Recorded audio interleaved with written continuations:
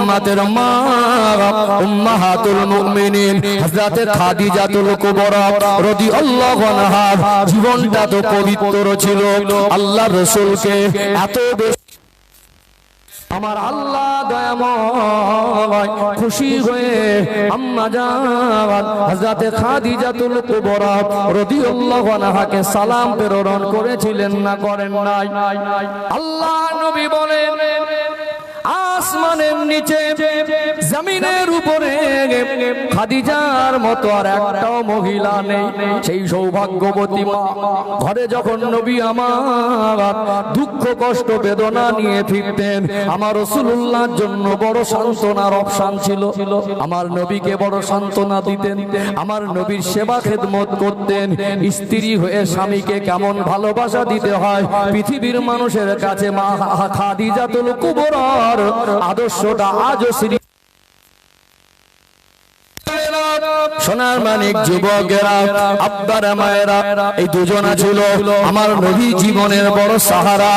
একই বছরের মধ্যে আমার নবীর বয়স যখন 50 বছরের মতো, একই বছরের মধ্যে মাত্র কয়েক দিনের ব্যবধানে আল্লাহ নবীর চাচা আবু তালেব মারা গেলেন, আর মা খাদিজাতুল কুবরা রাদিয়াল্লাহু আনহা তিনিও দুনিয়া ছেড়ে চলে গেলেন। আমাদের কাছের মানুষ যখন আমাদের ছেড়ে বিদায় নেয়, ভারাক্রান্ত হৃদয় নিয়ে মানুষটা শোকের মধ্যে পড়ে না? গ্রামে একটা মানুষ মারা গেলেই ওই গ্রামে শোকের ছায়া নেমে আসে, আসে কি আসে না? শোকের ছায়া শত্রু হলেও অন্তরটা কাঁদে। দেখবেন হয়তো আপনার সঙ্গে ভালো সম্পর্ক ছিল না, আপনি অনেক দূরে আছেন, যদি খবর পান আপনার গ্রামে একটা মানুষ মারা গেছেন, হৃদয়টা কাঁদে। যদি বাড়ি থাকতে পারতাম, একটু জানাজায় যেতাম, হৃদয় কাঁদে না? আর যদি জীবনের গুরুত্বপূর্ণ কোনো মানুষ, কাছের মানুষ, আপন মানুষ, সুখে দুঃখে সান্ত্বনা দেওয়ার মতো দুটো মানুষ, বিপদে মুসিবতে সাহায্য করার মতো দুটো মানুষ, এই রকম মানুষ দুটো যদি চলে যায়, মানসিক ভাবে ভেঙে পড়াটাই স্বাভাবিক। ভেঙে পড়াটাই আল্লাহর নবীকে সবথেকে বেশি সাপোর্ট করেছেন দুঃখের সময় আম্মা জান খাদিজাতুল কুবরা রাদিয়াল্লাহু আনহা। তার সর্বস্ব দিয়ে সর্বসময় রাসূলুল্লাহকে খুশি রাখার চেষ্টা করতেন, আর বাহ্যিক দুশমনদের সামনে ঢাল হয়ে নবীজির চাচা দাঁড়াতেন। এই দুটো মানুষ একই বছরে কয়েকদিনের ব্যবধানে আল্লাহ তাকে সাড়া দিলেন, নবী আমার শোকের মধ্যে পড়ে গেলেন। কিতাবের বর্ণনায় এই বছরটাকে আমুল হুজুর শোকের বছর বলা হয়। আল্লাহ নবী চাচা জান চলে যাওয়ার পরে আম্মা জান হযরতে খাদিজাতুল কুবরা রাদিয়াল্লাহু আনহা ইন্তেকাল হয়ে যাওয়ার পরে নবী আমার মন খারাপ করে বসে থাকতেন। সাহাবায়ে কেরামের আল্লাহ নবীর ওই দুঃখ ভরা মনটা সহ্য করতে পারতেন না। আমার রাসূলের কাছে এসে বলতেন, ইয়া রাসূলুল্লাহ, ইয়া হাবিবাল্লাহ, হুজুর আমরা আপনার এই হৃদয় ভাঙা মন, আপনার এই চেহারাটা মনের দুঃখ কষ্ট নিয়ে মন খারাপ করে বসে থাকেন, আমাদের ভালো লাগে না। ইয়া রাসূলুল্লাহ, ইয়া হাবিবাল্লাহ, আপনার এই নূরানি পূর্ণিমার চাঁদের মতো চমকানো চেহারাটা দেখলে আমাদের ক্ষুধা জ্বালা যন্ত্রণাটা নিবারণ হয়ে যায়। আল্লাহ নবীকে সাহাবারা বলল, নবী আমার বিবির কথা মনে করে, চাচা জানের কথা মনে করে বসে বসে কাঁদতেন। এত কাছের মানুষ চলে গেলেন, মনটা খারাপ করে বসে থাকতেন। আর এই সুযোগ পেয়ে কাফেররা তারা নতুন করে ষড়যন্ত্র করছে। এই সময়টা আল্লাহ নবীকে জানে মেরে দেওয়ার পরিকল্পনা করেছে।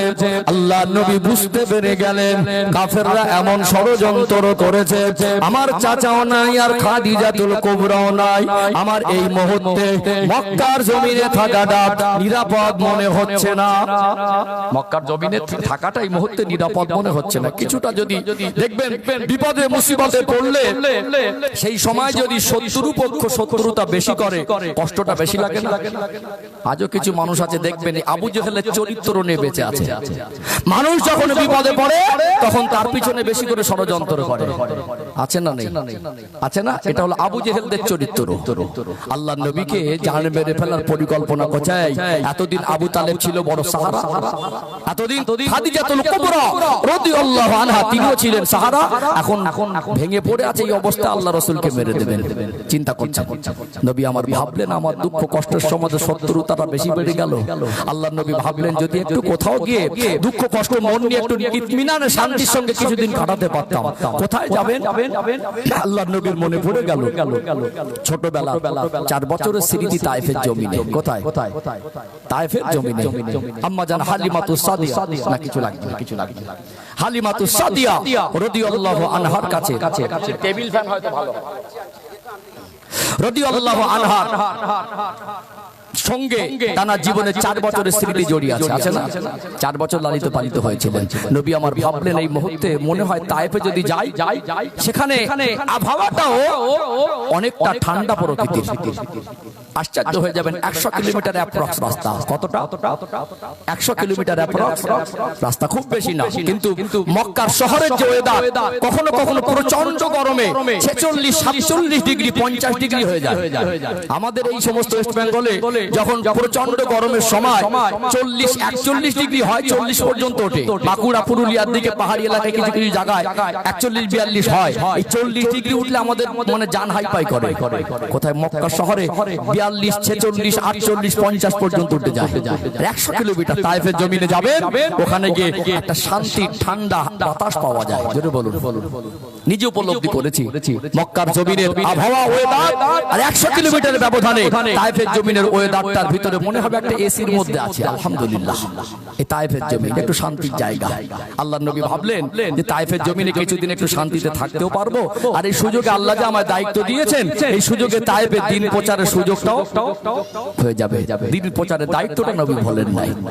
নবী আমার ভাবতে লাগলেন তায়েফের জমিনে যাব, সিদ্ধান্ত নিয়ে নিলেন তায়েফে গিয়ে কিছুদিন কাটাবো আর কলেমার বাণীটাও প্রচার করব।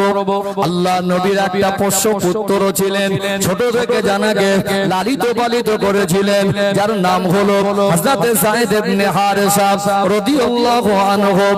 আর রাহিকুল মাখতুম কিতাবের মধ্যে তায়েফের জমিনের ঘটনাটা উল্লেখ করা হয়েছে। ও ভাইজানেরা, সোনার মানিক যুবকেরা, আব্বারা মায়েরা, আল্লাহ নবী হযরত যায়েদ ইবনে হারেসাকে ডাকলেন, ও হযরত যায়েদ, চলো বাবা, তোমাকে সাথে নিয়ে কিছুদিনের জন্য তায়েফের জমিনে যাব। চতুর্দিকে দুশমনে ভরা, আবু জেহেল আমাকে মেরে ফেলার পরিকল্পনা করেছে। আল্লাহ নবী বলেন, বাবা যায়েদ, সামান্য কিছু জামা কাপড় আসবাব সামানটাকে গুছিয়ে নেন।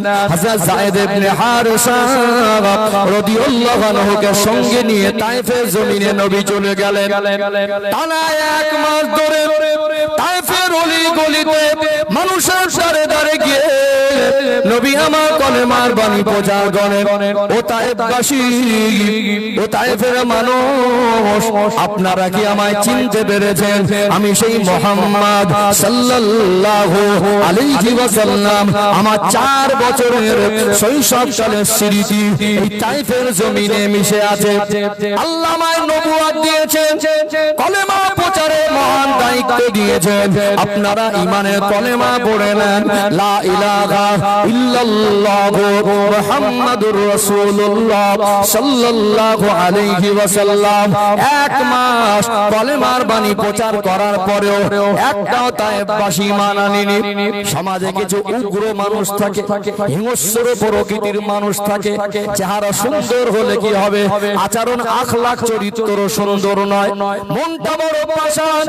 তারা একটা সময় বলল আমার নবীকে তায়েফ থেকে বের করে দেবে। ছোট ছোট নিষ্পাপ নিরপরাধ ছোট ছোট বাচ্চাগুলোকে লিলিয়ে দেয়, ভুল বোঝায়। দেখ দেখ পাগল এসেছে। আল্লাহ নবীকে তায়েফবাসী পাথর ছুঁড়ে ছুঁড়ে মারতে শুরু করে।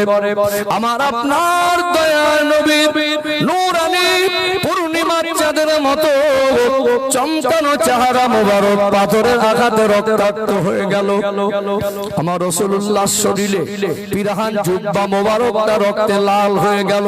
পবিত্র নালায় মোবারক জুতোর গর্তের মধ্যে রক্ত জমে গেল। আল্লাহ নবী হুজুর আমার দেখেন তায়েফবাসী পাথর ছুঁড়ে ছুঁড়ে মারে।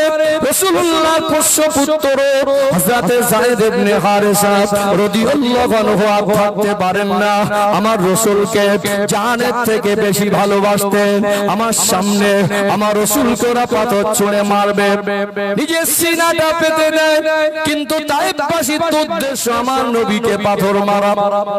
এত বেশি রক্তাক্ত হয়ে গেলেন নবী আমার তায়েফবাসীর পাথর আঘাত খেতে খেতে আল্লাহ নবী হাঁটতে লাগলেন। টানা 2.5 মাইল থেকে কিলোমিটার যদি আপনি কনভার্ট করেন দেখতে পাবেন প্রায় 3.5 থেকে 4 কিলোমিটারের কাছাকাছি রাস্তা। আল্লাহ নবী হাঁটছেন, নবী আমার ছুটতে লাগলেন। ওই অবস্থায় পাথরের আঘাত এতটা আক্রমণের শিকার হয়ে গেলেন, আল্লাহ নবীর শরীরটা এতটা দুর্বল হয়ে গেল, এত বেশি রক্ত তায়েফের জমিনে ঝরল। নবী আমার আর দাঁড়াবার ক্ষমতা নাই। আল্লাহ নবী সেন্সলেস হয়ে বেহুশ হয়ে জমিনে পড়ে গেলেন। তায়েফবাসী এত নিষ্ঠুর, ওই অবস্থা আমার নবীকে পাথর মারে। হযরত যায়েদ ইবনে হারেসা রাদিয়াল্লাহু আনহু আমার নবীকে জড়িয়ে ধরলেন।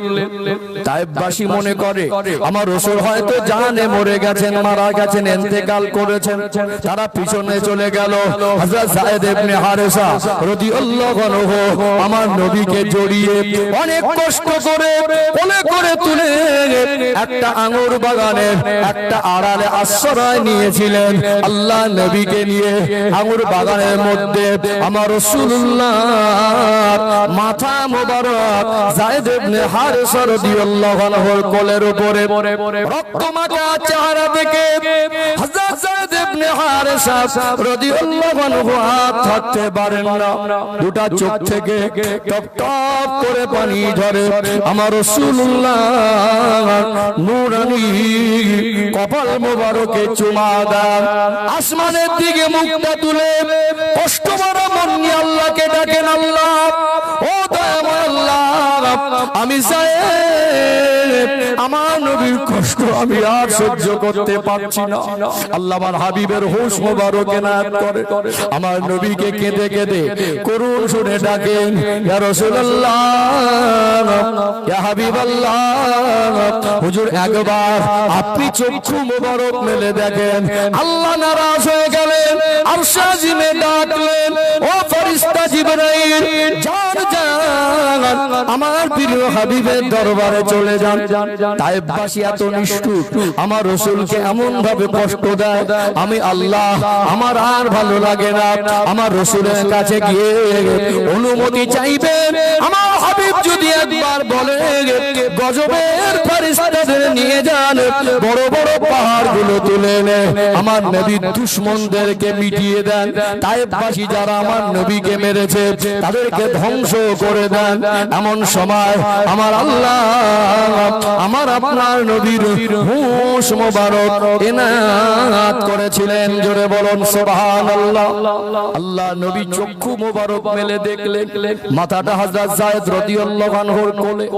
আল্লাহ নবীর নূরের চোখ থেকে টপ টপ করে পানি তুষা গড়িয়ে যায়।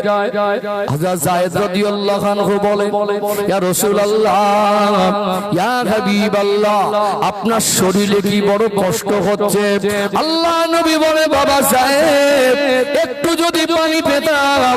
আল্লাহ নবী বলেন, বাবা যায়েদ, একটু যদি কোথাও পানি পাওয়া যেত, ওই জায়গায় মুহূর্তে কোথায় পানি পাবেন? মনটা উতালা হয়ে গেল। আমার রাসূলের শরীরে বড় যন্ত্রণা, আমার নবী পিপাসার্ত, একটু যদি কোথাও পানি পেতাম। ডাইনে বামে সামনে পিছনে দেখতে লাগলেন। হঠাৎ ওই আঙ্গুর বাগানের যিনি মালি ছিলেন আর রাহিকুল মাখতুম কিতাবের মধ্যে যার নাম উল্লেখ এসেছে, যার নাম ছিল আদাস, ওই আদাস নামক ব্যক্তি দেখলেন আমার রাসূলুল্লাহকে নিয়ে যায়েদ রাদিয়াল্লাহু আনহু ওই আঙ্গুর বাগানে আশ্রয় নিয়েছেন। যায়েদ রাদিয়াল্লাহু আনহুর নজরে এসে গেল। বাগানের মালিককে ডেকে বলে, ও ভাই বাগানের মালিক, আপনার কাছে কি একটু পানি আছে? আমার নবী বড় কষ্টে আছেন।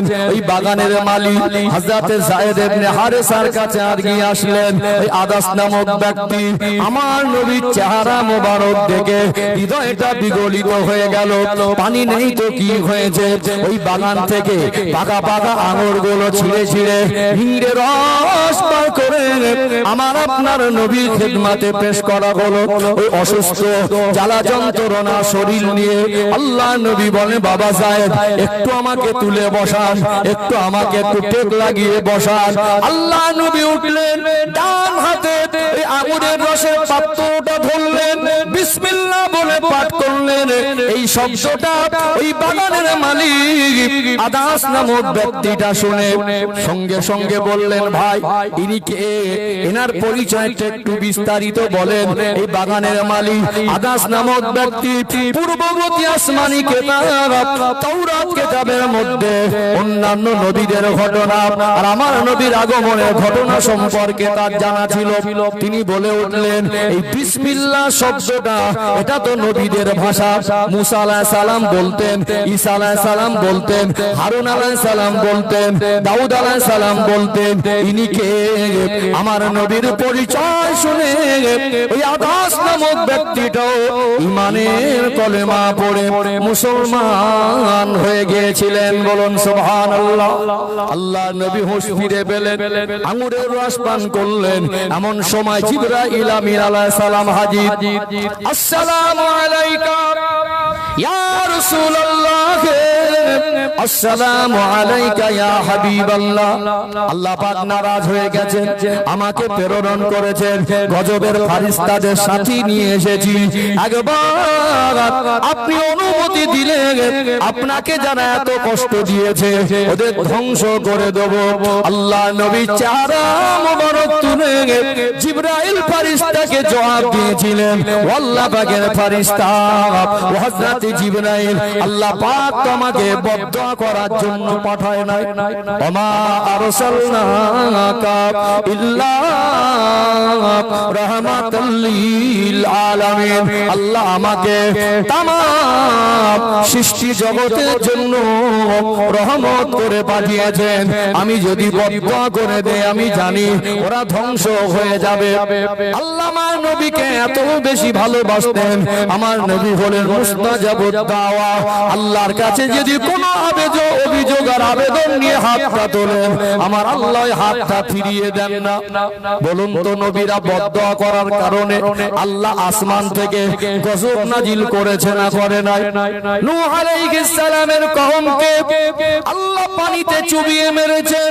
গোটা পৃথিবীটাকে আল্লাহ নাময় 40 দিন পর্যন্ত পানির মধ্যে ডুবিয়ে রেখেছিলেন। হুদ আলাইহিস সালামের কওমকে আল্লাহ আসমান থেকে পানির পরিবর্তে আগুন বর্ষেছে। মুসা আলাইহিস সালামের কওম ফেরাউনের লোক লস্কর সহ আল্লাহ তাদেরকে দরিয়ার পানিতে চুবিয়ে মেরেছে। লূত আলাইহিস সালামের কওমকে আল্লাহ জমিন ধসিয়ে দিয়ে মেরেছেন। আল্লাহ মানুষকে পাথর বানিয়ে দিয়েছেন। নবী আমার বলে, বাবা যায়েদ একটু আমাকে টেক লাগিয়ে বসিয়ে দেন। রক্তমাখা হাতটা তুলে আল্লাহর কাছে কেঁদে কেঁদে দোয়া চান। আল্লাহ আমি নবী, আমি জানি আপনি আমার কষ্ট দেখে আপনি অসন্তুষ্ট হয়ে গেছেন।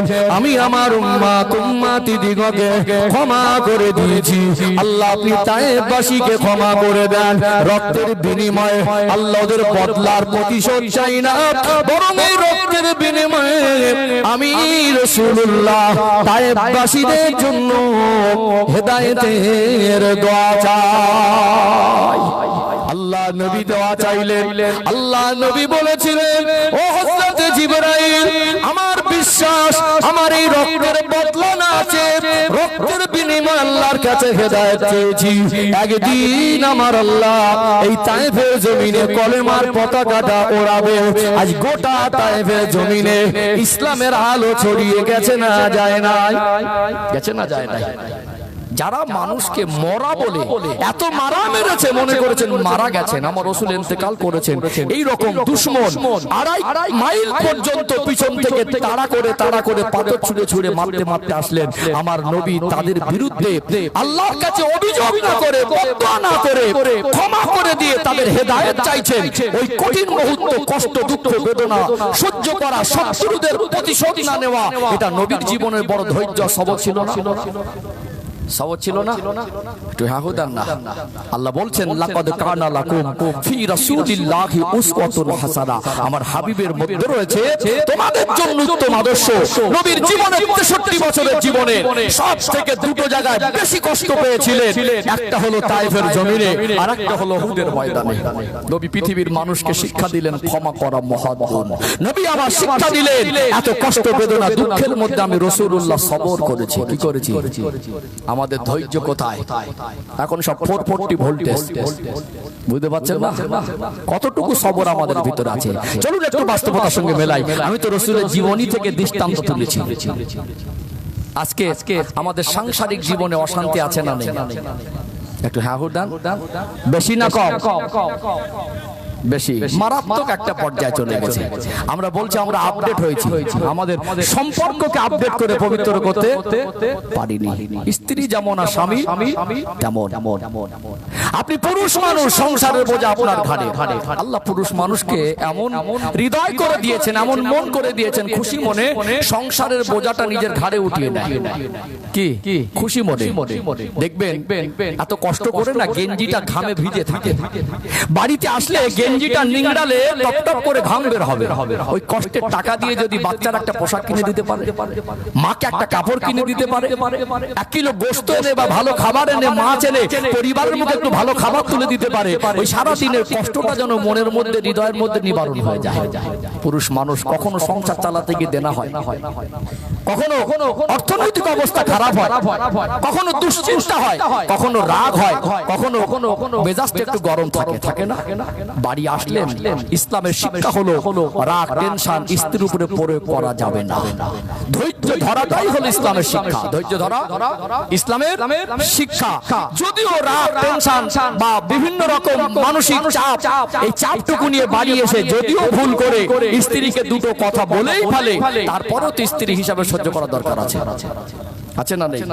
আমি কারোর পক্ষে আর বিপক্ষে কথা বলার জন্য এখানে বসিনি। ইসলামের কথা, কোরআনের কথা, রাসূলের কথা বলতে বসেছি। ইসলামিক জীবন ব্যবস্থা শিক্ষা আপনাদের কাছে পৌঁছে দিতে বসেছি। আমার রাসূল বিদায় হজের ভাষণে স্পষ্ট করে দিলেন, সাহাবীরা ইসলাম মায়েদের অধিকার দিয়েছেন। আল্লাহর নবী সেদিন বলছিলেন, আমি রাসূলুল্লাহ তোমাদের জানিয়ে দিলাম, স্ত্রীদেরকে চাকরানী বা দাসী মনে করা যাবে না, ঘরের কাজ কর্মওয়ালি মনে করা যাবে না। স্বামীর উপরে যেমন স্ত্রীর হক আছে, স্ত্রীর উপরে তেমনি স্বামীরও হক আছে। অর্থাৎ এখানে স্ত্রী যেমন, স্বামী যেমন খাবে স্ত্রীকে তেমন খাওয়াবে, স্বামী যেমন পরবে স্ত্রীকে তেমন পরাবে। বন্ধু বান্ধবের সঙ্গে বসা করেন, ভালো পরিবেশে মেশেন, আপনার পোশাকটা একটু উন্নত মানের কটনের কাপড়, একটু প্রিমিয়াম কোয়ালিটির হবে, আর স্ত্রীর বেলা দিতে হয় তাই দেবেন, মানসম্মত দেবেন না। এটা ইসলামের শিক্ষা নয়। বাইরের কোন রাগ, টেনশন আল্লাহর নবী বিবিদের উপরে প্রয়োগ করতেন না। কখনো তো আমরা মানুষ, নবী তো রহমাতুল লিল আলামিন, আমাদের জীবনে ভুল হয়ে যাওয়াটা স্বাভাবিক। স্ত্রীর বোঝা উচিত যে আমার স্বামী অক্লান্ত পরিশ্রম করে ঘরে ফিরেছে, অন্তত রেগে যদি দুটো কথাও বলে ওই মুহূর্তে তর্ক না করা। আমাদের ধৈর্য কম, টেনশন, রাগ, বাইরে মানে বিভিন্ন রকম মানে পরেশানি নিয়ে ঘরে ফিরে আমাদের ধৈর্য যদি কম, এই যদি ধৈর্য ধরতে পারতাম তাহলে স্ত্রীকে গালাগালির কোনো অপশন আসতো না। বাড়ি এসে একটু ওলট পালট দেখলো, একটা করে ভুল ত্রুটি দেখলো, গালাগালিটা সেই রকম পর্যায়ে। চেহারা ভালো হলে কি হবে, গালাগালিটা মারাত্মক দেয়। পোশাক ভালো হলে কি হবে, গালাগালি শুনলে শয়তানও লজ্জা পাবে। কি জওয়ান, কি মুরব্বি, কি বাচ্চা, কি মা বোন, আমাদের একটা খারাপ অভ্যাস হয়ে গেছে। আমাদের জবানটাকে আমরা সবসময় গালাগালি দিয়ে অভ্যস্ত করেছি, আল্লাহকে ডেকে অভ্যস্ত হইনি, শুকরিয়া করে অভ্যস্ত হইনি। দেখবেন কিছু কিছু মানুষ দেখবেন আমাদের মুরব্বীদের মধ্যে বেই বাড়ি যাওয়ার সময় চুল দাড়ি সেট করে। ছেলে মেয়ের বিবাহ দিলে নতুন নতুন একটু বেই বাড়ি সম্পর্ক ভালো থাকে না, এখন তো সব টেলিফোন মোবাইল বিন কল করছে, ভাই একটু আসেন বেরিয়ে যান। মেয়ে দিয়েছি মানে বেইকে একটু ভালো করে যত্ন করলে মেয়েটা ভালো থাকবে আশা করে। বেই বাড়ি যাবার আগে ধবধবে সাদা সাদা জামা পরেছে, চুলের কাটিং করেছে, বেই বাড়ি গিয়ে ঘুরে বেড়াচ্ছে ফেরেশতার মতো, দেখে মনে হবে লোকটা স্বচ্ছ, কিন্তু বাড়ির আশপাশের লোক জানে গালাগালি শুরু করলে দম লায় না। এরকম কিছু ভদ্রলোক আছে না নেই? একটু হ্যাঁ দেন না। ও আমাদের যুবকদের যদি বলে কি সুন্দর ছাটকাট, দেখে মনে হবে সম্ভ্রান্ত স্মার্ট শিক্ষিত, গালাগালি শুরু করলে মনে হবে গালাগালিতে পিএইচডি করেছে, পাওয়ার। আর আমাদের মা বোনদের যদি বলেন তো কেউটা সাপের থেকে 20 বেশি। স্বামী যদিও গালাগালি রেগে দুটো কথা বলেছে, স্বামীর পক্ষে বলছে না, অবশ্যই স্বামীর ওই গালাগালি দেওয়া স্ত্রীকে উচিত নয়, এটা ইসলামের শিক্ষা নয়। তারপরে হয়তো বা দেনদার, হয়তো বা মানসিক পেরেশানি, সংসারের বোঝা তার ঘাড়ে, হয়তো বা রেগে দুটো কথা বলেছে, স্ত্রী হিসাবে ওই মুহূর্তে সহ্য করা দরকার ছিল না। কিন্তু আমাদের ঘরের মা বোনদের কিছু বদ অভ্যাস হলো মুখে মুখে তর্ক করা। কি করা? মুখে মুখে। এই মুখে মুখে তর্ক করার কারণ কি? ধৈর্য কম বলে না বেশি বলে? স্বামীর রাগ, স্বামীর শাসন, স্বামীর চোখ দেখানো, ওইটুকু ধৈর্য ধারণ ক্ষমতাটা আমাদের মা বোনদের ভিতরে নেই। যদি একটু বলেছে, একটা বললে উল্টে চারটে, একটা বলে পার পাবে না। আমাদের কিছু মা বোন আছে এত বদভ্যাস, এত বেশি তর্ক করে, সেটা লিমিট করো। ও ঘর চকচক হলে কি হবে, ওই ঘরে খবর নেওয়ার শান্তি নেই।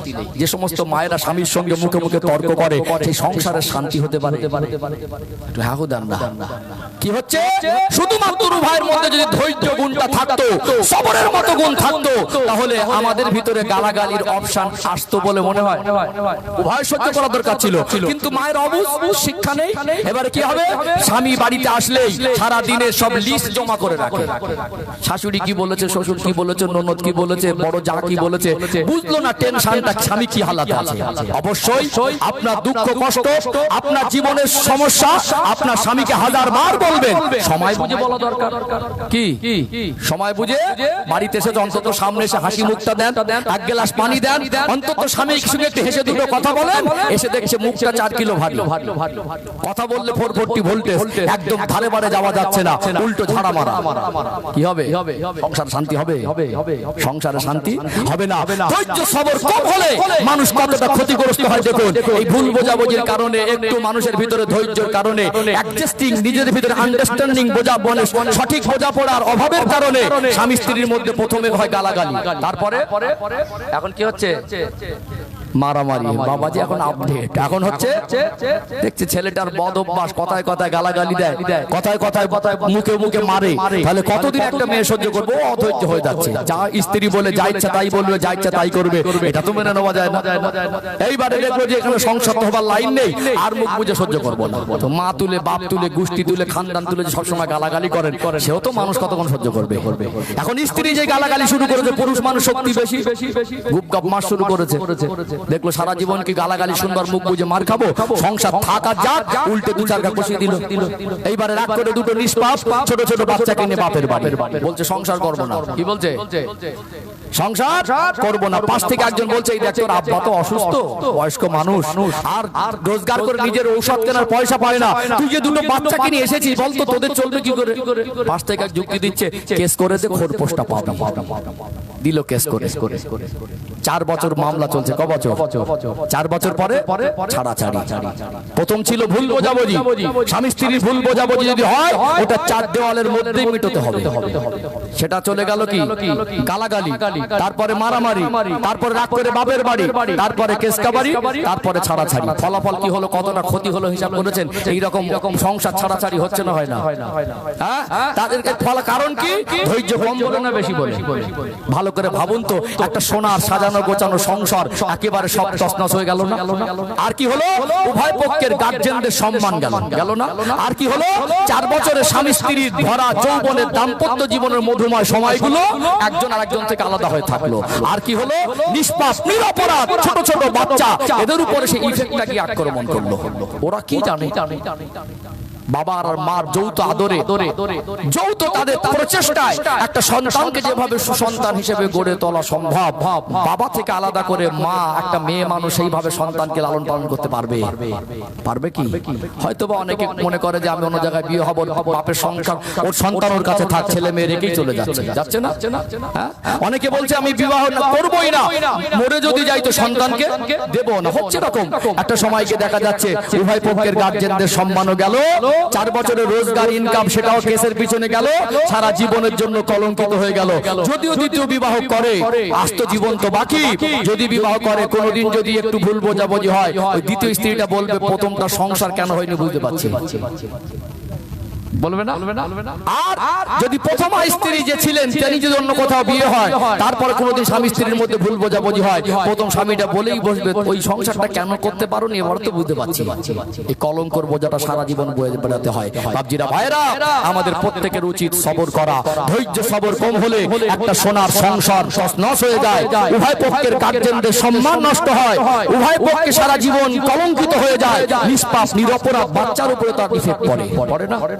তাহলে আমরা এখান থেকে সবক নেব, ধৈর্য সবরের সবক নেব। ইনশাআল্লাহ আমাদের জীবনের কঠিন সময়গুলো আল্লাহ সহজ করে দেবেন ইনশাআল্লাহ। দরকার আছে না নেই? বুঝতে পারছেন?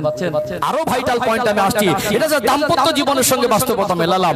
ধৈর্য যদি আমাদের স্বামী স্ত্রী উভয়ের মধ্যে থাকে, আমরা ধৈর্য ধারণ করতে পারি, তাহলে ইনশাআল্লাহ আমাদের জীবনটা সহজ হবে, শান্তিরও হবে, সম্মানেরও, দুনিয়ারও কল্যাণ হবে আর আখিরাতেও কল্যাণ হবে। মায়েদেরকে অনুরোধ করব, যদি শ্বশুর বাড়ির লোকজনদের বিরুদ্ধে অভিযোগ থাকে, স্বামীকে 1000 বার বলার অধিকার আছে।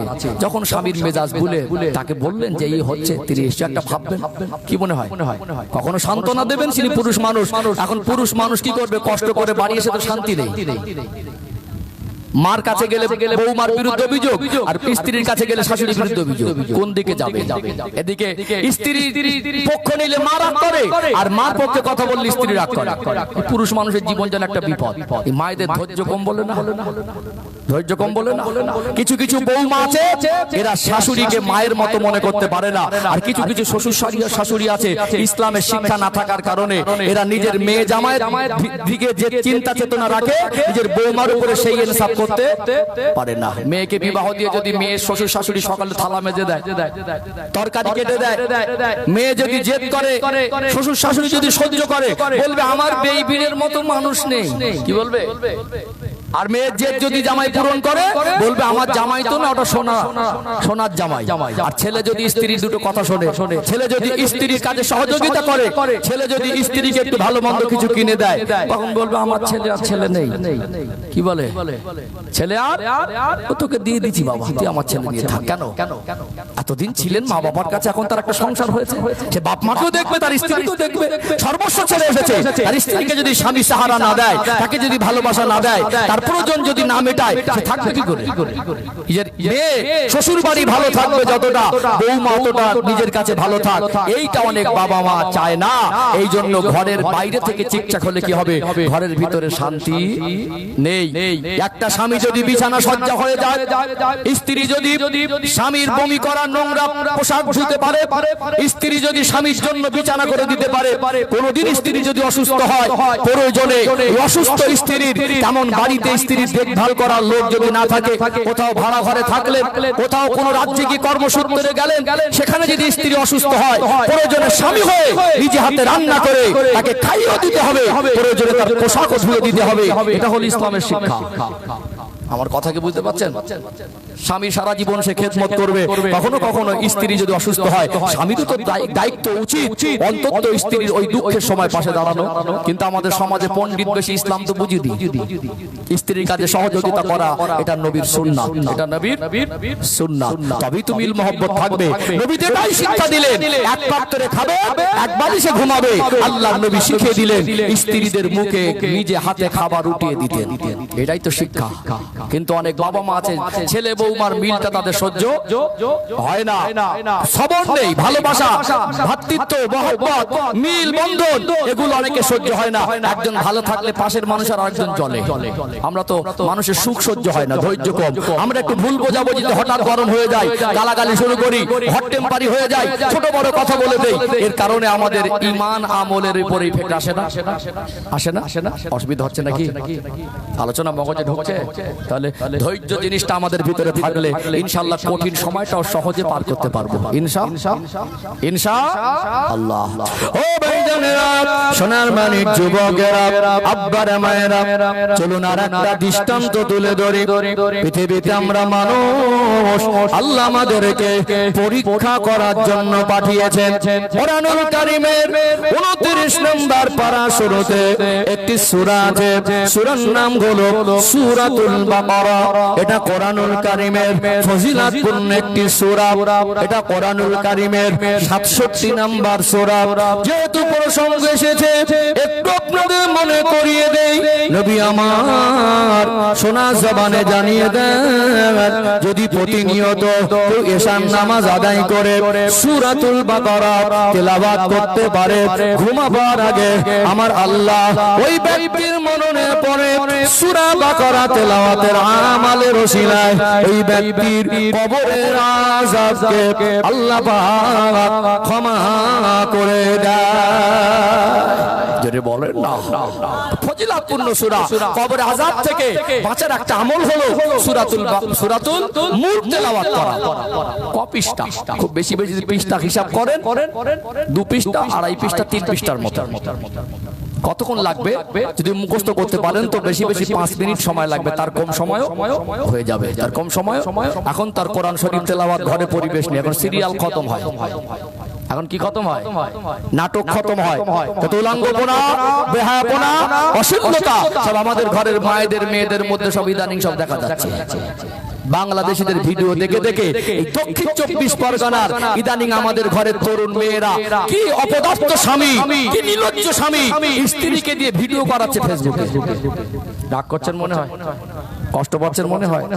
আমাদের 24 পরগনা, আমি তো 24 পরগনার মানুষ, আমার উত্তর, আপনাদের দক্ষিণ। কাউকে আক্রমণ করা, কাউকে আঘাত করা, ছোট করা, এটা ইসলাম আমাকে শিক্ষা দেয়নি। ভাবতে অবাক লাগে, কোথায় পেলেন এই শিক্ষা? যে পর্দাকে আল্লাহ ফরজ করেছেন, আজ আমাদের ভিতরে সেই বেহায়াপনাগুলো দেখা যাচ্ছে। ঘরের ভিতরে অন্য ধর্মাবলম্বীদের কৃষ্টি কালচারগুলো আমাদের মায়েদের মধ্যে দেখা যাচ্ছে। ইজ্জতের কোনো দামই বোঝে না। আজ থেকে 30 বছর আগের চিত্র মনে করুন, মার্কেটে বোরকার দোকান ছিল না, এত উন্নত চকচকে ঝকঝকে বোরকা পাও যেত না। একটা গ্রামের মধ্যে একটা হাজি থাকলে কি সম্মান। যদি হজ করতে গিয়ে স্ত্রীর জন্য একটা বরকা এনে দিত তো মনে করতে একটা বরকার জন্য আছে।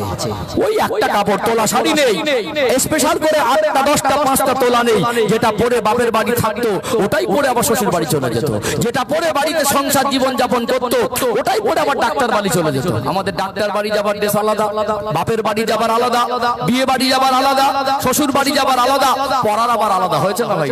ওই একটা কাপড়ে এত আদব ছিল, এত সম্মান ছিল, এত ইজ্জত তারা বুঝতো, নিজের ইজ্জতের আবরুর দাম তারা বুঝতো। তাদের মাথার চুলও দেখা যেত না, পেট পিঠও দেখা যেত না। এখন বরকা পরেও ফ্যাশন। বরকা পরা ফরজ নয়, পর্দা করা ফরজ। যে পোশাকে শরীরটাকে আবৃত করা যায়, শরীরের অঙ্গ প্রত্যঙ্গের যে আল্লাহ সিস্টেম দিয়েছেন, যেটাকে পোশাক পরার পরে অনুভূতি যাতে না হয়, যেটা প্রকাশ না পায়, এই পোশাক ঢেলা ঢালা আদবের পোশাককে শরীর আবৃত করার নাম হলো পর্দা। এখন বরকা পড়ছে আবার হাত খোলা। বুঝতে পেরেছেন কি কঠিন একটা দিন আমাদের মাঝে এসে গেল। আমাদের মায়েরা ইজ্জত বোঝে না। আগের দিনে বড় যৌথ ফ্যামিলি সংসার থেকে আলাদা করতে বললে রাগ করতো, কাঁদতো। বড়টাকে বলছে সংসার ভারী হয়ে গেছে, কচি অনেক তো বড় হয়ে গেছে, তো ছেলে মেয়েও বড় হয়ে যাচ্ছে, এবারে বাবা আলাদা হ। বড়টা কাঁদছে, বৌমাটা কাঁদছে, আমি আলাদা হব না, অন্য কেউ আলাদা হয় তো আলাদা করে দেয়। এখন আমাদের ঘরের মেয়েরা বাপের বাড়ি থেকে শিখে আসে, 6 মাস যদি হয় 6 মাসের মধ্যে আমি সেই বাপের বেটি সংসার আলাদা কিভাবে হতে হয় দেখিয়ে দেবো। কি মনে হয়? হ্যাঁ, একেবারে সংসারগুলো সব আগুনলে ছোট ছোট সংসার, তারপরে দেখবেন আদব নেই। ওই ভারী সংসারে রান্না করা, ওই ভারী সংসারে চুলোয় কাঠের আগুন দিয়ে রান্না করা, খড়ের ভিজে মানে বর্ষাকালে কত কষ্ট করে রান্না করতো। এক আধ দিন ওই ধোঁয়া তরকারি ধোঁয়া ধোঁয়া গন্ধ বেরোতো না? কি করবে? নিরুপায়। কি আদব ছিল! গর্ভবতী মা পেটে বাচ্চা নিয়ে সারা দিনের সংসারের কাজ সামলেও সন্ধ্যাবেলা বসে বসে কোরআন তেলাওয়াত করতেন। পেটে বাচ্চা নিয়ে একটা কোরআন খতম করেছে। ছিল না? আল্লাহর কাছে কাঁদতেন, আল্লাহ আমার ইজ্জত আবরুরা যেন মানুষের কাছে দেখাতে না হয়। এখন আমাদের ঘরে মা বোনেরা ইজ্জত আবরুর দাম বোঝে না, বেহাপনা, শরীর খোলা, সব ড্রেস পরা, চুল খোলা, ভিডিও করা, ভাইরাল হওয়ার নেশায় চলে গেছে। আজকে দেখছেন কোন জায়গায় দাঁড়িয়ে গেছে।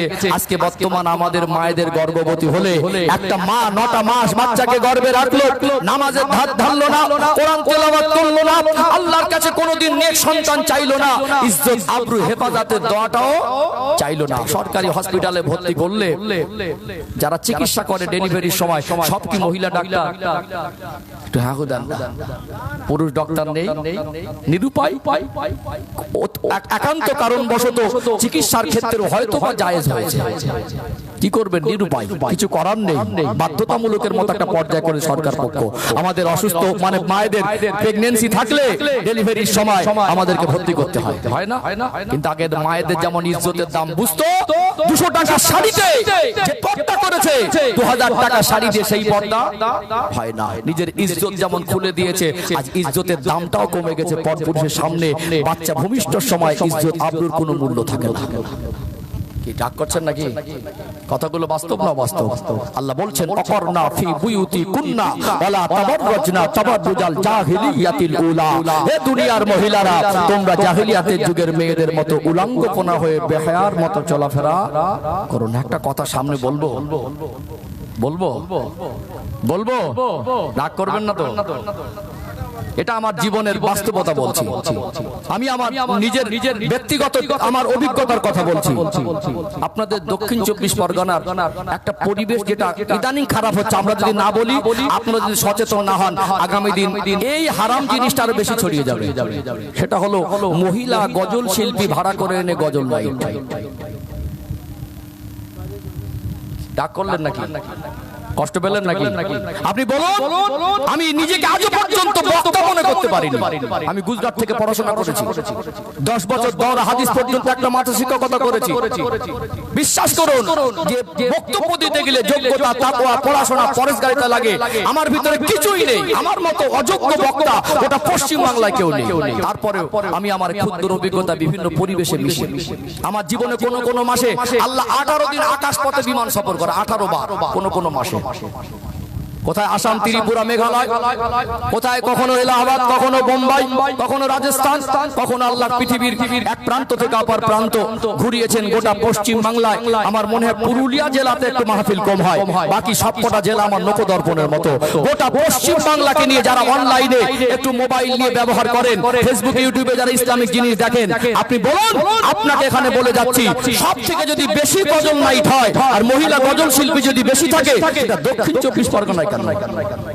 এখানে তো দিনের কাজ বেশি হয়, এখানে তো দিনের তালিম বেশি হয়, এখানে তো মসজিদে বসে দিন শিক্ষা বেশি হয়।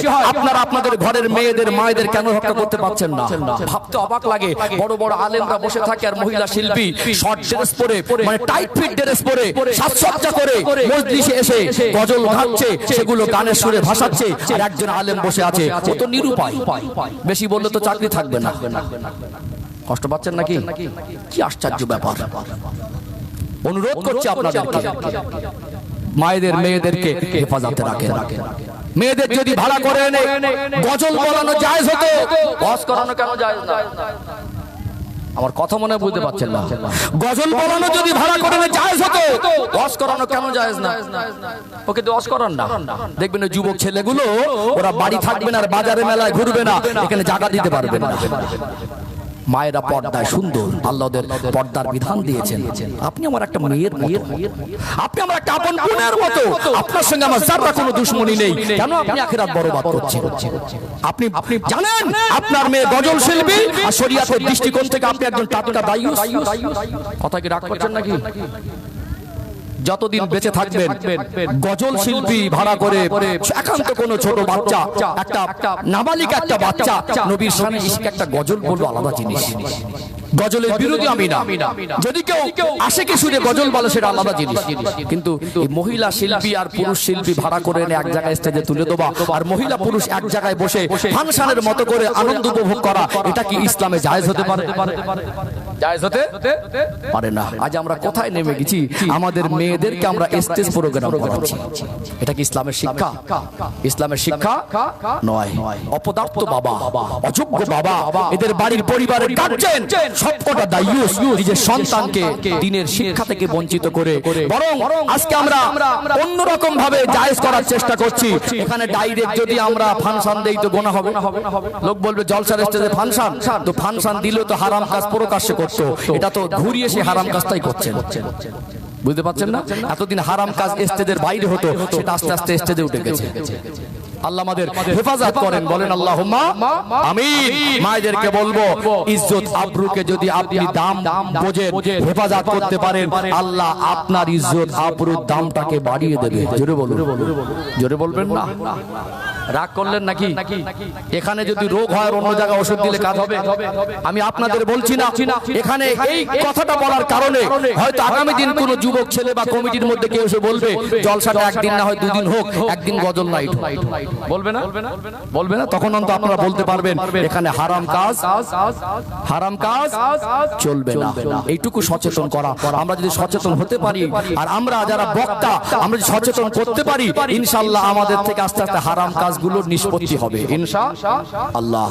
ও ভাইজানেরা, সোনার মানিক যুবকেরা, আব্বারা মায়েরা, আল্লাহ আমার স্মৃতি ঠিক রেখেছে। ওয়াসিল লাইন আমি ভুলে যাইনি। আমি বোঝাতে চাইছিলাম আমার প্রথম পর্বের আলোচনা এটা হলো সবর, ধৈর্যের কথা বলছিলাম। আল্লাহ পাক আমাদেরকে দুনিয়া জমিনে পরীক্ষা করার জন্য পাঠিয়েছেন। কোরআনুল কারীমে সূরাতুল মুলকের কথা বলছিলাম। কোরআন শরীফের 67 নম্বর সূরা সূরাতুল মুলক 29 পারার শুরুতে পাবেন এই সূরাতুল মুলকের 2 নম্বর আয়াত। আল্লাহ পাক জানিয়ে দেন, আল্লাযী খালাকাল মাউতা ওয়াল হায়াতা লিয়াবলুয়াকুম আইয়ুকুম আহসানু আমালা। আল্লাহ পাক বলেন, আমি আল্লাহ হায়াত আর মাউত সৃষ্টি করেছি এই জন্য মনুষ্য জাতিকে পরীক্ষা করার জন্য কে কতটুকু আমল করে আসতে পারে।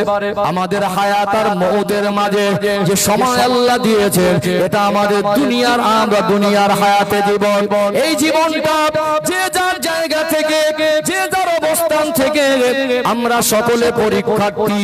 আল্লাহ কখনো অভাব দেন, আল্লাহ কখনো রোগ দেন, আল্লাহ কখনো মুসিবত দেন, আল্লাহ কখনো পেরেশানি দেন। আল্লাহ পাক কখনো মানুষকে বিভিন্ন রকম ভাবে পরীক্ষা করেন। ইমানদারের কাজ হলো, মুমিনের কাজ হলো আল্লাহর পক্ষ থেকে যদি আমাদের জীবনে কখনো বিপদ মুসিবত, কখনো অভাব অনাটন, কখনো দুঃখ কষ্ট নেমে আসে, ওই সময় ধৈর্য ধারণ করা। কি করা? ধৈর্য ধারণ করা। চলুন উদাহরণ দেই। বর্তমান সময়ে আল্লাহ পাক দুনিয়াতে একটা মানুষের অনেক টাকা পয়সা মাল সম্পদ দিয়েছেন, টাকার অভাব নেই, দুনিয়া জমি জায়গার অভাব নেই, মাল সম্পদের অভাব নেই, গাড়িটাও দামি, বাড়িটাও চাকচিক্য দামি।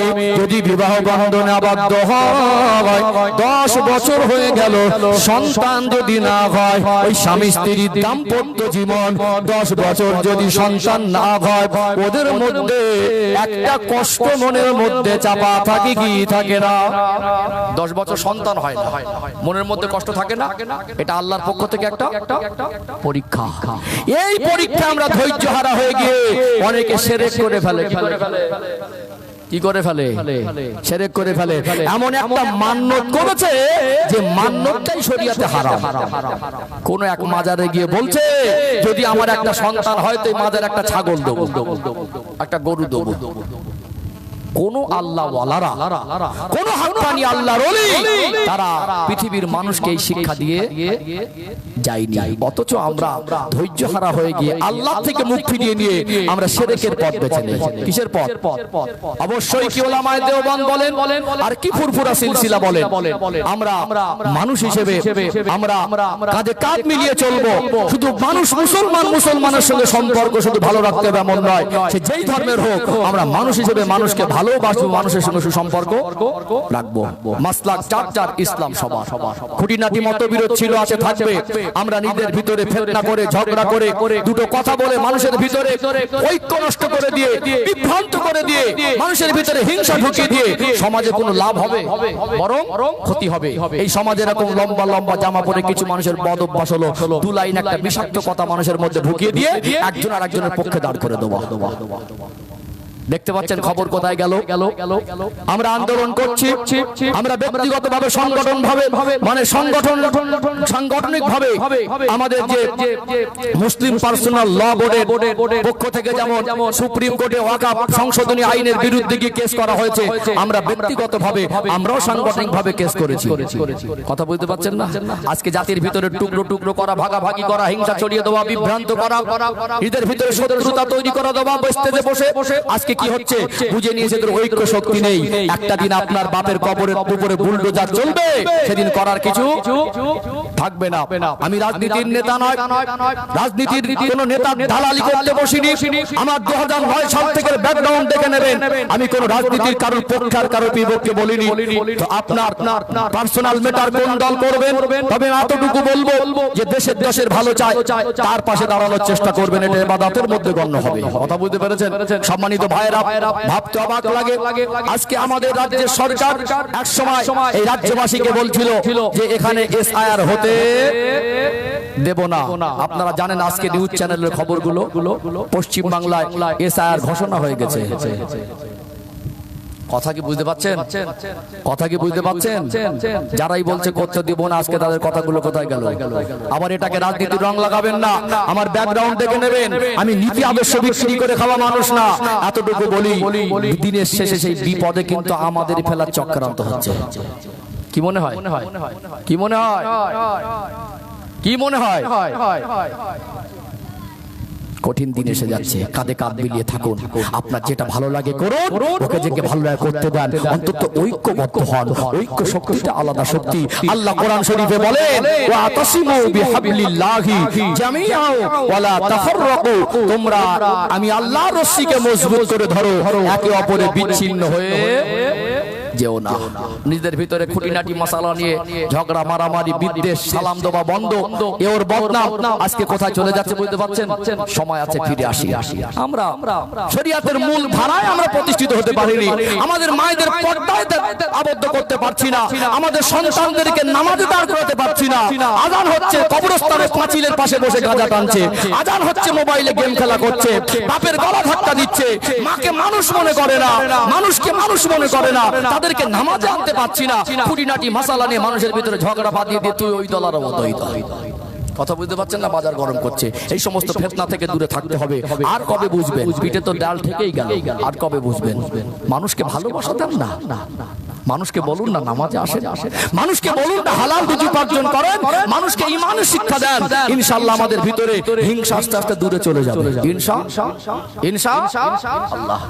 সম্মানিত ভাইরা, যে কথা বলছিলাম, আমরা দেখি বর্তমান সময়ে যে কোন আল্লাহর ওলিদের শিক্ষা এটা নয় যে তারা আল্লাহ ওয়ালাদের কবরে সেজদা করতে বলেছে।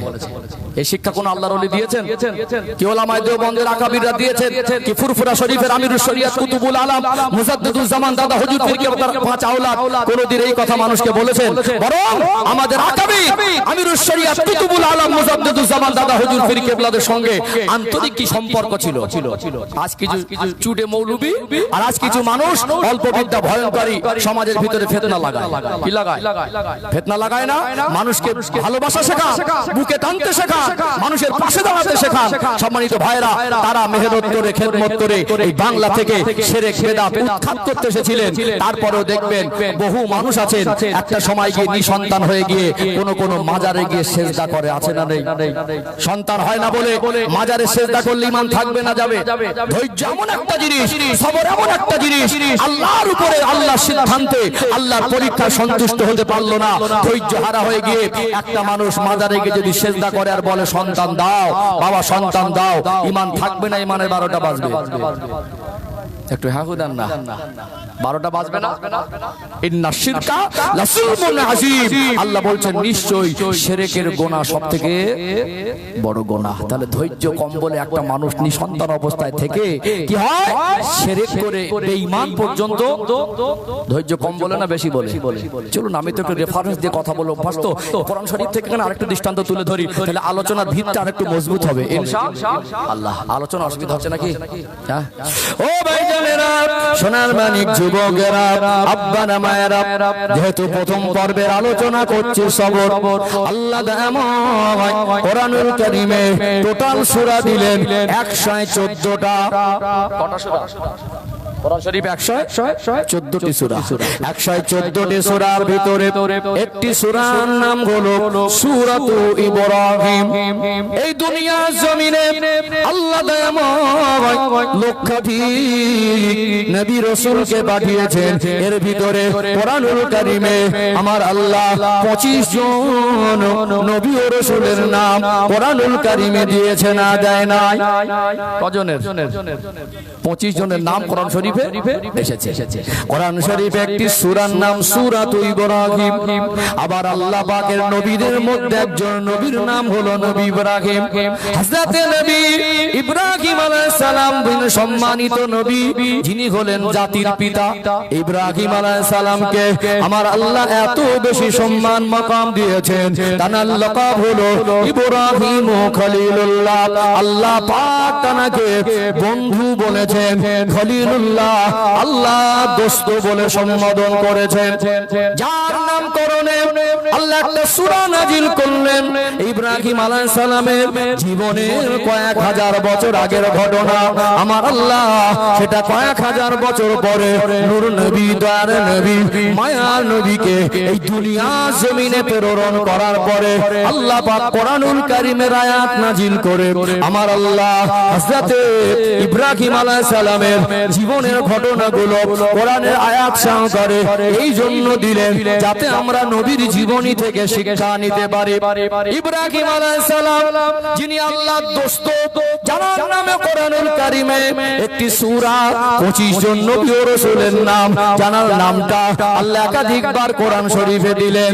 আমার আল্লাহ তানাকেও কঠিন পরীক্ষায় ফেলে দিলেন। বিবাহ করলেন প্রথমা বিবি, যার নাম হলো আম্মা জান হযরত সারা আলাইহিস সালাম। দাম্পত্য জীবনের সূচনা হলো নবী পরিবারের স্বামী স্ত্রী, আল্লাহ তাদের পরিবারে সন্তান দেয় না।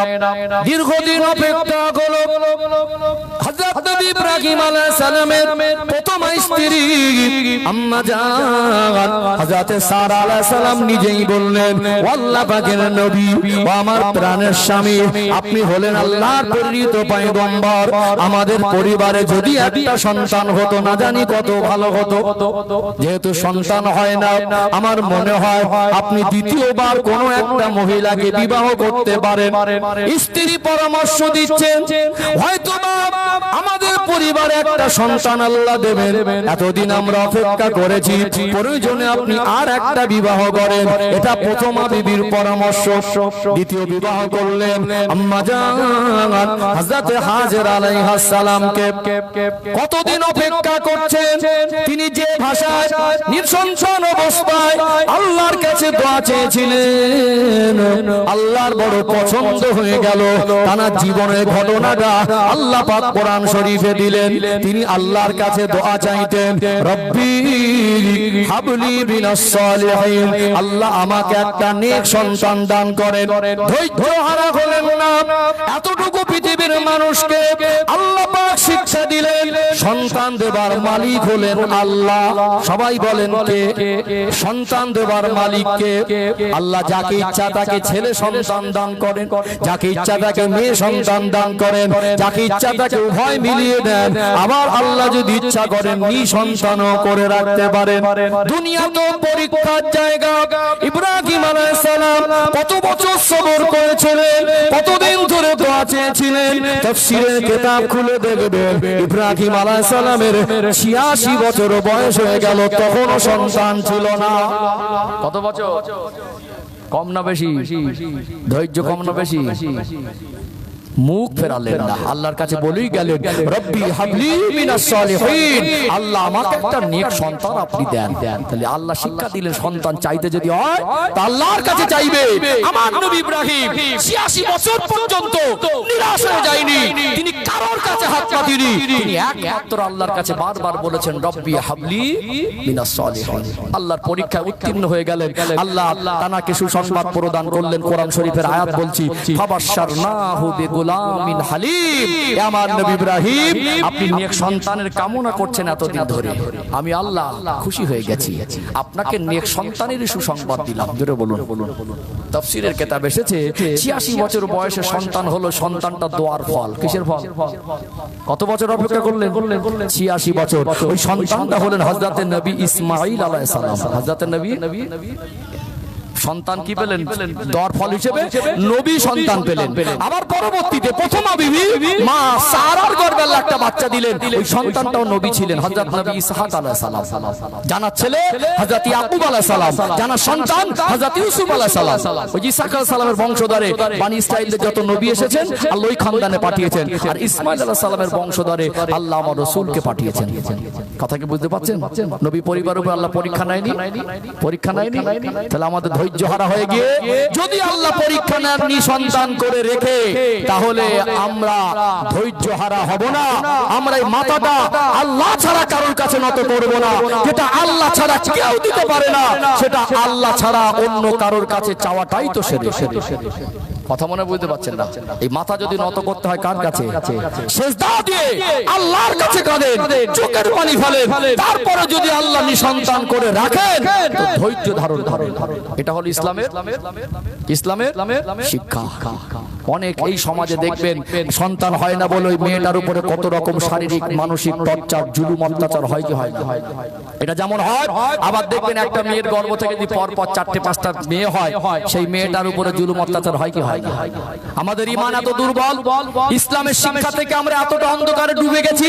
একটা মেয়ের গর্ভ থেকে পর পর 4টে মেয়ে, বাড়ির লোকের ঈমানের তেজ এত বেশি, এত ভয়ঙ্কর রূপ, বাইরে বেরোবে জামা কাপড় মনে হবে সব স্বচ্ছ, সব ভদ্র, কিন্তু ঘরে গিয়ে বউ মাটার কাছে খবর নেবেন, শাশুড়িটা ছেলের কান ভাঙানো দেয়, কচি তোর কপালটাই খারাপ, বুঝলি তুই একটা মেয়েকে বিবাহ করলে পেট থেকে সবসময় মেয়েই হয়। একটা ইনজেকশন দিল, শাশুড়ি দিচ্ছে, বৌমার পেট থেকে ছেলের আশা তুই করিস নি, যাও বেই। ননদটা বলছে ভাইকে, মানে ভাবির ননদটা ভাইকে বলছে, ভাই তোর কপালটা মন্দ, ভাবি যে কটা সন্তান সব কটাই মেয়েই হচ্ছে, একটু বিষিয়ে দিল, বুঝতে পারছেন না? হ্যাঁ, পাশের একটা বড় ভাবি শপিং দিচ্ছে, এই তোর কপালটা দেখেছিস তো, ফের মনে করছে একটা ছেলে যদি হয় আবার দেখবি মেয়ে হবে। মেজাজটা গরম হয়ে থাকলো, এ তো বোঝে না, নির্বোধ। এখন সংসারে এই নিজের স্ত্রী 9টা মাস গর্ভে বাচ্চা নিয়ে সংসারের জ্বালা সামলে বাচ্চা ভূমিষ্ঠ সময় স্বামীর পাশে থাকা, এটা বড় একটা সান্ত্বনা না, মনোবল না? হসপিটালে ভর্তি করলো বাবা মা নিরুপায় হয়ে গিয়ে, এখন এই অবহেলা করে হসপিটালে যাচ্ছে না, সন্তান হলো, খবর পেলো মেয়ে সন্তান, ফোনও করে না, দেখতেও যায় না।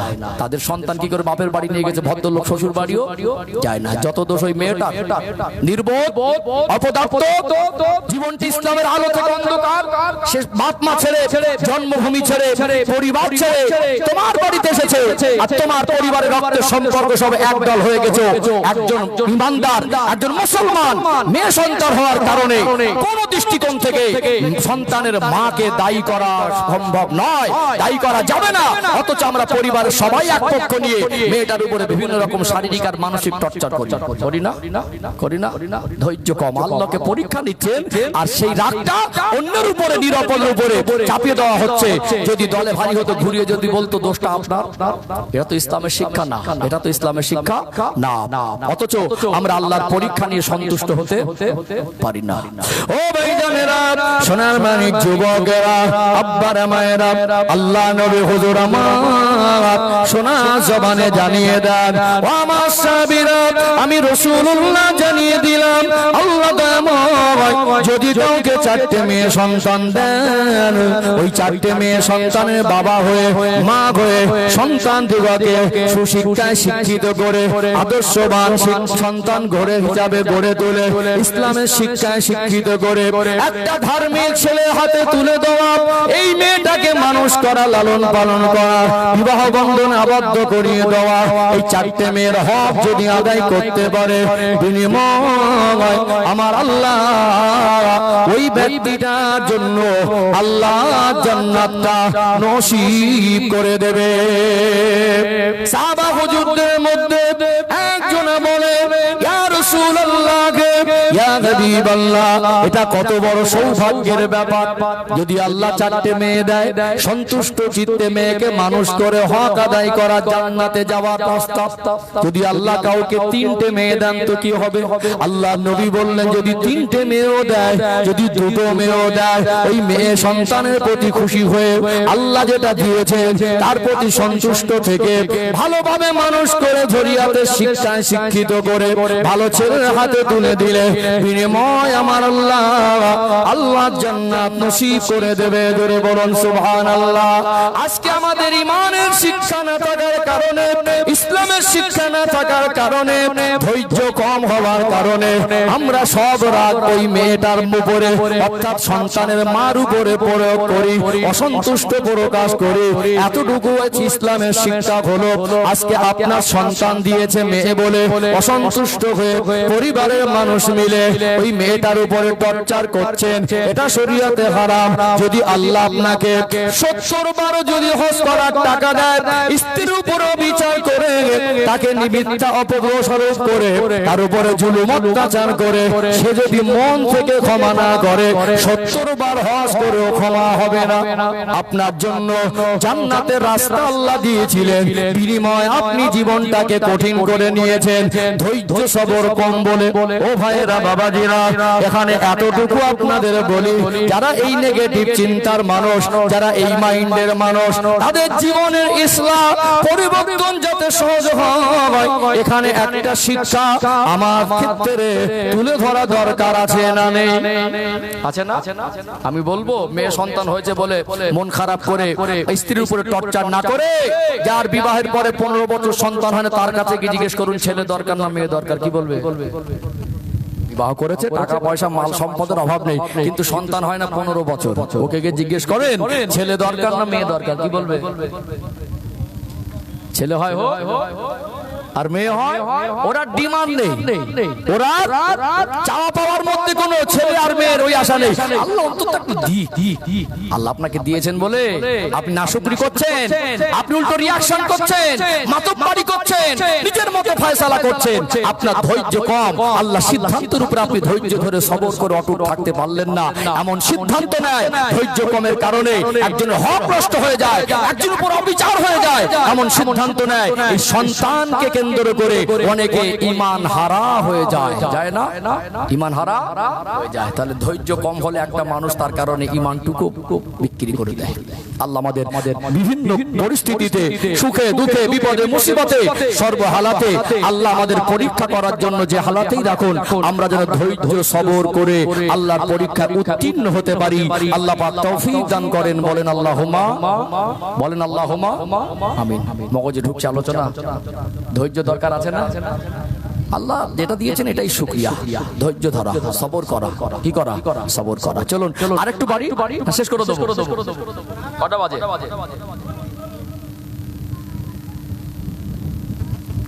দেখুন তো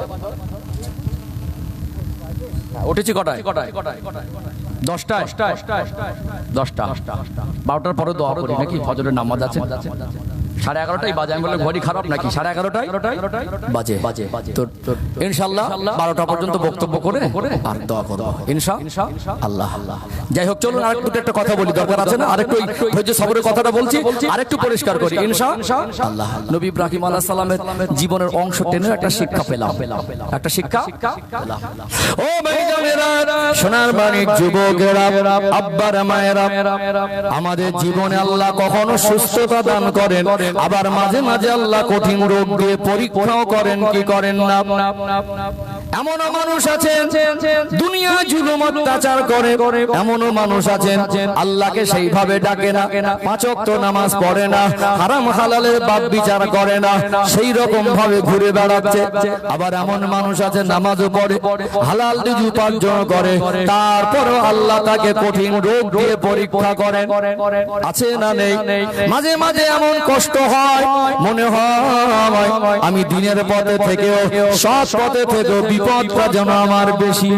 আমার আল্লাহ বান্দা বান্দিকে যদি রোগ দেন, বান্দা বান্দিকে যদি আমার আল্লাহ কঠিন অসুস্থতা দেন, এটা আল্লাহর পক্ষ থেকে বান্দার জন্য একটা পরীক্ষা। আল্লাহর পক্ষ থেকে আল্লাহ রোগ দিয়ে পরীক্ষা করতে পারেন না। একটা মানুষ, খুব বেশি লং টাইম যাব না, তবে আপনার কথা রাখার চেষ্টা করছি। একটা মানুষ যদি আল্লাহ তাকে রোগ দেন, চিকিৎসা করতে পারে, চিকিৎসা শরিয়াতে, যদি দুনিয়াতে শরিয়াতে চিকিৎসা হারাম নয়, অবশ্যই ডাক্তার দেখাবেন, অবশ্যই ডাক্তারের ঔষধ খাবেন, তবে সুস্থতার মালিককে চাইতে হবে কার কাছে? আল্লাহ ঔষধটা খাচ্ছি, আল্লাহ পাক এই ঔষধটা আমার শেফার জন্য ওসিলা করে দেন। সব রোগ ঔষধে ভালো হয় না। চিকিৎসা বিজ্ঞান যত উন্নত আর কঠিন জটিল রোগ মানুষের ভিতরে তেমনি বেশি। পৃথিবীতে সব রোগ যদি ঔষধে ভালো হতো, মানুষ অহংকার করে বলতো ঔষধে ভালো হচ্ছে, আমরা ভালো করে দিচ্ছি। এমন সময় হয়ে যায় ডক্টররা নিরুপায় হয়ে গিয়ে বলে আমার সাধ্য মতো চেষ্টা করেছি, এবারে সৃষ্টিকর্তাকে ডাকুন। নবী বললেন একটা মানুষের পায়ে যদি একটা সামান্য কাঁটাও ফুটে যায়, ওই সামান্য কাঁটা ফোটার ব্যথার বিনিময় আমার আল্লাহ তার রোগকে মাফ করে, তার গুনাহকে মাফ করতে থাকেন। সামান্য একটা ছোট কাঁটা ফোটার সামান্য ব্যথা পাওয়ার বিনিময়ে আল্লাহ যদি গুনাহ মাফ করেন, একটা মানুষকে কঠিন রোগে ফেলে থেকে যদি কষ্ট দেয়, নিশ্চয়ই আমার আল্লাহ তার জীবনে বড় বড় গুনাহগুলিকে ক্ষমা করে দেয়। তাহলে রোগ বিমারে পড়ে সেখানে আমাদেরকে চিকিৎসা করার পরেও আমাদের ঈমান থাকবে আল্লাহর উপরে, ধৈর্য ধারণ করতে হবে। এখানে কিছু মানুষ পরীক্ষায় ব্যর্থ হয়, ধৈর্য হারা হয়ে গিয়ে বলে আল্লাহ রোগ দেবার মানুষ খুঁজে পেল না, দেখে দেখে রোগটা আমাকেই দিল, এমনও কিছু কথা বলে ফেলে লাগামহীন ভাবে, যার ইফেক্টটা ঈমানের উপরে সে পড়ে কি পড়ে না, পড়ে না। এমন বাজে বাজে কথা বলে ফেলে, আল্লাহ রোগটা দেখে দেখে আমাকেই দিল। আল্লাহ বান্দাকে ভালোবাসে না? আল্লাহ বান্দাকে ভালোবাসে। দুই জগতে আল্লাহ কষ্ট দেবেন না। দুনিয়ায় যারা কষ্টের সঙ্গে আল্লাহর পথে প্রতিষ্ঠিত থাকবে, আমার আল্লাহ কবর জগতের হাসরের জগতে আল্লাহ তার জীবনটা সহজ করে, আল্লাহ জান্নাতে যাওয়াটাও সহজ করে দেবে। জোরে বলুন না। 2 দিন কা মেহমান খানা, আজ আজি তো কাল নেই। এখানে সমাজে কিছু মানুষ অসুস্থ হয়, আর সমাজে কিছু মাথা মোটা পণ্ডিত অল্প বিদ্যা ভয়ঙ্করী চার দোকানে বসে বাজারে বসে ফতোয়াবাজি করে। দেখেছিস আল্লাহর নাকি বিচার নেই, ওর পাপের সাজা হচ্ছে। কে? একটা মানুষকে আল্লাহ পরীক্ষা নিচ্ছে না রে, পণ্ডিত ফতোয়াবাজি করছে, ওর পাপের সাজা। কত বড় নির্বোধ, বুঝতে পারছেন? কেউ যদি অসুস্থ হয় পাপের সাজা, ওই কথাটা আপনার বলার অধিকার নেই। কি? নবীদের জীবনে কোনো গুনাহ নেই, কোন নবীর জীবনে। আমরা আহলে সুন্নাতুল জামাতের আকীদার মানুষ, আমরা হানাফি মাযহাবের মানুষ। আমাদের আকীদা হলো প্রত্যেকটা নবী হলেন নিষ্পাপ, মাসুম, বেগুনাহ। জোরে বলুন। নবীদের জীবন হলো গুনাহ থেকে পাক। আল্লাহ পাক যাকে ইমামুল আম্বিয়া করেছেন, আল্লাহ পাক যার সম্মান আরশ চুম্বি করেছেন, সৃষ্টি জগতের মধ্যে যাকে শ্রেষ্ঠ করেছেন, যাকে সৃষ্টি জগতের জন্য রহমত স্বরূপ করেছেন, সেই নবী আমার ইন্তেকালের আগে আল্লাহর নবী 13 দিন অসুস্থ ছিলেন। 3টে দিন এত বেশি অসুস্থ আমার নবী 17 ওয়াক্তের নামাজে ইমামতি করতে যেতে পারেন। ইমানের 12টা বেজে যাবে নবীর শানে মন্তব্য করতে গেলে। কথা মনে বুঝতে পারছেন না? যে নবীকে আল্লাহ না বানালে কুল কায়নাত বানাতেন না, যে নবীকে ছাড়া আল্লাহর কাউকে তিনি দিদারই দেন, যে নবীর দাম সৃষ্টি জগতের মধ্যে সবথেকে বেশি। আল্লাহ হলেন স্রষ্টা আর নবী হলেন সৃষ্টি। আল্লাহ সৃষ্টি জগতের মধ্যে আমার নবীকে শ্রেষ্ঠ করেছেন। সেই রাসূলকে আল্লাহ এত বেশি ভালোবাসেন, অন্য মাখলুককে অত বেশি আর ভালোবাসেন না। যে নবীর নামটা আল্লাহ সর্বসময় তার নামের পাশে রাখাটা পছন্দ করেছেন। আর শাজিমে আল্লাহর নাম, সেই নামের পাশে আমার নবীর নাম। জান্নাতের গাছের পাতা আল্লাহর নাম, সেই নামের পাশে আমার নবীর নাম। ফেরেশতাদের চোখের মণিতে আল্লাহর নাম, সেই নামের পাশে আমার নবীর নাম। জান্নাতের দরজার চৌকাঠে আল্লাহর নাম, সেই নামের পাশে আমার নবীর নাম। কলেমার মধ্যে আল্লাহর নাম, সেখানে আমার নবীর নাম। আযানে আল্লাহর নাম, সেখানে আমার নবীর নাম। কোরআনে আল্লাহর নাম, সেখানে আমার নবীর নাম। নামাজে আল্লাহর নাম, তার ভিতরে আমার নবীর নাম। আছে না? নেই? আছে না? সেই রাসূলকে আল্লাহ ইন্তেকালের আগে এত অসুস্থ করে দিলেন, 17 ওয়াক্তের নামাজে ইমামতি করতে যাবেন, হেঁটে গিয়ে নামাজ পড়ানোর মতো শক্তিটা শরীরে ছিল না। শিক্ষা দিলেন, আমি আল্লাহ আমার হাবিবকে এত ভালোবাসার মানুষকে ইন্তেকালের মুহূর্তে আমি আল্লাহ অসুস্থ করে দিলাম। কারোর যদি অসুস্থ হয়, রোগ হয়, বিমার হয়, অসুস্থ হয়ে বিছানা সজ্জা হয়ে দীর্ঘদিন চিকিৎসা করে কষ্ট পেয়ে মরাটা কখনো কখনো মানুষের জন্য রহমত। জোরে বলুন। হঠাৎ করে পড়লো আর মরলো, মনে করলো ভীষণ ভালো। তো বুঝতে পারছেন না? কলেমা নসিব হয়েছে কিনা, বাকসাব অবস্থায় ছিল কিনা, আল্লাহর কাছে তওবা করার সুযোগ পেয়েছে কিনা, কলেমা পড়ার সুযোগ পেয়েছে কিনা, এইটুকু কেউ হিসাব করে না। একটা মানুষকে আল্লাহ রোগ দিলেন, বুঝতে পারছে আমার যে রোগটা হয়েছে, মনে হয় আল্লাহ আমাকে বেশি দিন আর রাখবেন না। আমরা কেউ নিশ্চয়তা দিতে পারবো না কে কতক্ষণ থাকবো, কারোর কাছে খবর নেই। তারপরেও না আমাদের দুনিয়ার লোভ আছে। কিন্তু একটা মানুষকে যখন ডক্টর হসপিটাল থেকে ফেরত দেয়, একটা মানুষ যখন ক্যান্সারের মতো রোগ আক্রান্ত হয়, লিভার ড্যামেজ হয়ে যায়, কিডনি ড্যামেজ হয়ে যায়, একটা মানুষ যখন একেবারে লাস্ট স্টেজে চলে যায়, ডক্টররা ফেরত দিয়ে দেয়, ওই মানুষটা তখন নিজে নিজের সিদ্ধান্ত নেয়, মনে হয় আমার আর দুনিয়ায় বেঁচে থাকার আশা। ওর ভিতরে যে একটা হালাত তৈরি হয়, আমরা সুস্থ মানুষের হালাতটা আমাদের ভিতরে তৈরি করা তো অত সহজ না। প্রত্যেকটা মুহূর্ত হয়তো মৌতের জন্য প্রস্তুত হয়। ওই সময় আল্লাহর কাছে কেঁদে কেঁদে বলে, আল্লাহ জীবনে আমি অনেক গুনাহ করেছি, আল্লাহ আমাকে মাফ করে দেন। ওই যে মানুষটা তখন ওর কান্নাটা সহজে আসে না, সহজে আসে না। আল্লাহ আমি জীবনে অনেক ভুল করেছি, আল্লাহ আমার এই ভুল ত্রুটিগুলো আপনি ক্ষমা করে দেন। অসুস্থ অবস্থায় বিছানা সজ্জায় কষ্ট দুঃখ বেদনা নিয়ে মৌতের বিছানায় শুয়ে আল্লাহর কাছে কাঁদলে আমার আল্লাহর অফুরন্ত দয়া, আল্লাহর অফুরন্ত করুণা, আল্লাহর রহমতের দরিয়ায় জোশ মেরে আল্লাহ থাকতে পারেন না। আমার আল্লাহ 2 ফোঁটা চোখের পানির ওসিলায় জীবনের গুনাহ আল্লাহ মাফ করে দেন। জোরে বলুন। এটা বান্দার হক আর আল্লাহর হক। আল্লাহর হকটা আল্লাহ মাফ করে দেন। দেখবেন অনেক মানুষ আছে আমাদের চলাফেরায়, লেনদেনে, ব্যবসা বাণিজ্যে, মুআমেলাতে, বন্ধু বান্ধব, পরিবার, আত্মীয় স্বজনের মধ্যে অনেকে একটু মুখ কালাকালি, ভুল বোঝাবুঝি হয়, ছোট বড় বেরিয়ে যায়, হয় না? ক্ষমা চাওয়ার সুযোগই পেলেন না। বান্দার হক নষ্ট করে আল্লাহর কাছে কেঁদে মাফ হয় না। একটা মানুষ বিছানা সজ্জা হয়ে গিয়ে যারা দুশ্মন হয়, আস্তে আস্তে ছেলে মেয়েদের ডেকে বলে, কোচি চাষতে চাচাটাকে ডাক না বাবা, তোর কাকাটাকে ডেকে আন না হাতের ধারে। ওই সময় মানুষটাকে দেখলে কঠোর মনটাও নরম হয়, হয় না? হাতটা ধরে আর চোখের পানি ডাকতে পার না, ভাই হয়তো ভুল বোঝাবুঝি, তোকে কষ্ট দিয়েছি, তুই আমাকে মাফ করে দে। বলে না? বিছানা সজ্জা হয়ে আল্লাহ তাকে অপশন দিচ্ছে, বান্দা পবিত্র হও, বান্দা আমি আল্লাহর কাছে ক্ষমা চাও, বান্দা 2 ফোঁটা চোখের পানি বিছানায় ফেলে দাও। আল্লাহ তাকে পবিত্র করে নিষ্পাপ করে কাছে টানতে পছন্দ করেন। এই জন্য আল্লাহ হয়তো তাকে কঠিন রোগ দিয়ে তার জন্য একটা পরীক্ষায় ফেলে দিয়েছেন। আর আপনি এত বড় মহাপণ্ডিত, এত বড় মাতব্বর হয়ে গেছেন, কি বোঝেন আপনি ইসলামের? আপনি চার দোকানে ফতোয়াবাজি করছেন, আল্লাহ পরীক্ষা দিচ্ছেন, আর আপনি বলছেন আল্লাহর দয়া হচ্ছে, আল্লাহর করুণা হচ্ছে, আল্লাহ তাকে কাছে টানার জন্য পবিত্র করার অপশন দিচ্ছে, আর আপনি ফতোয়াবাজি করছেন, আল্লাহর বিচার নেই। আপনার মরণ কি করে হবে বলতে পারবেন? আর চড়াং চড়াং করে লাফাচ্ছেন, আপনার মরণটা কিভাবে আপনি জানেন? এই জন্য সংযত হওয়া, না জেনে কথা না বলা, অসুস্থ হলে দেখতে যাওয়া, তার জন্য মাগফিরাতের দোয়া চাওয়া, তাকে সান্ত্বনা দেওয়া, এটা উচিত। আমরা কিছু পণ্ডিত উল্টো রিঅ্যাকশন করি। কষ্ট পাচ্ছেন নাকি? অসুস্থ হলেও কারোর প্রতি মন্তব্য করা যাবে না, অসুস্থ হলে অধৈর্য হয়ে এমন কোন বাক্য জবান থেকে বের করা যাবে না যেটার দ্বারা ঈমান নষ্ট হয়ে যাবার আশঙ্কা থাকে।